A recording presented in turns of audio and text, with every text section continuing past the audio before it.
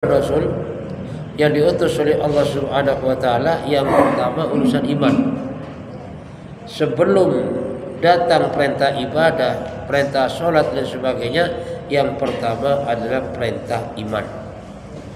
Kenapa? Karena iman ini adalah merupakan satu pondasi, ya. Ibarat bangunan, iman ini pondasi. Maka apabila pondasi kuat, suatu bangunan aman. Apabila pondasi bermasalah, maka suatu bangunan akan bermasalah. Itulah ibaratnya bahwasanya iman dalam diri kita itu pondasi, sehingga kalau iman kita kuat maka semuanya aman. Tapi kalau iman kita lemah, maka semuanya akan ikut lemah, sehingga sholat ikut lemah, zikir ikut lemah. Pendek kata, segala sesuatu yang bentuknya daripada ibadah maka akan ikut lemah. Nah, pada dasarnya orang tidak sholat itu bukan urusan ekonomi, Pak. Bukan urusan dia miskin, bukan. Urusannya apa? Urusan iman lemah. Karena yang terjadi kadang-kadang banyak juga orang yang ekonominya pas-pasan atau bahkan kurang, yang dimakan aja susah, tapi ternyata dia rajin sholat ada. Ada juga orang yang duitnya banyak, hartanya banyak, bahkan di mana-mana hartanya melimpah, tapi nggak sholat juga ada. Artinya apa? Artinya seseorang itu bisa melaksanakan perintah Allah Subhanahu wa taala, pokok utamanya adalah iman. Sehingga semakin kuat iman seseorang, semakin mudah melaksanakan perintah Allah. Semakin lemah iman seseorang, semakin berat melaksanakan daripada yang namanya perintah Allah Subhanahu wa taala. Makanya iman ini adalah pondasi pokok. Wajar kalau iman ini sesuatu yang paling dicintai oleh Allah Subhanahu wa taala.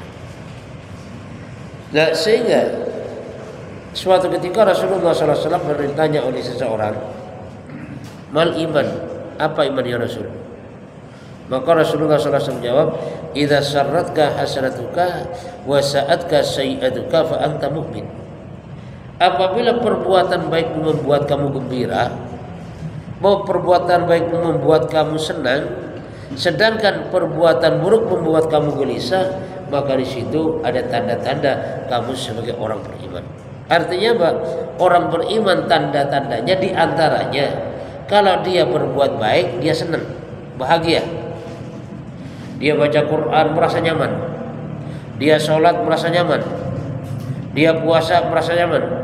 Pendek kata, semua perbuatan baik, semua ibadah ini rasanya nikmat dalam kehidupan. Dan kalau dia berbuat maksiat, walaupun maksiat itu kecil, tapi sudah membuat gelisah daripada hatinya. Nah, kalau ada orang yang semacam ini, berarti ada tanda-tanda sebagai orang beriman di dalam kehidupannya. Kenapa? Karena ada juga orang kalau berbuat baik ini berat, Pak. Mau baca Quran berat, mau sholat berat, mau zikir berat, mau ke masjid berat. Pendek kata, kalau sudah berhubungan dengan ibadah berat banget. Tapi kalau dia maksiat lancar. Nah, kalau ada orang yang semacam ini, berarti ada tanda-tanda bahwasanya tidak ada iman di dalam kehidupannya. Makanya wajar kalau iman ini hal yang sangat dicintai oleh Allah Subhanahu wa taala.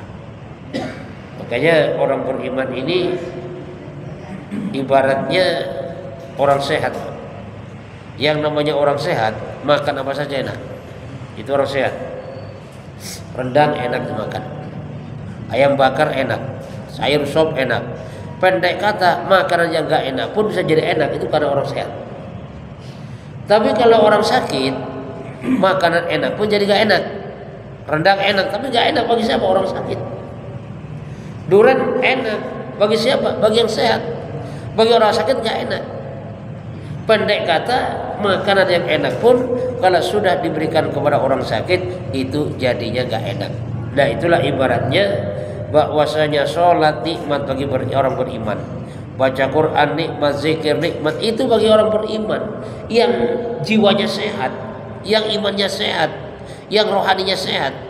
Sedangkan bagi seseorang yang imannya sakit, maka perkara enak tadi menjadi gak enak, sehingga zikir gak enak rasanya, baca Quran gak enak rasanya, Sholat gak enak rasanya.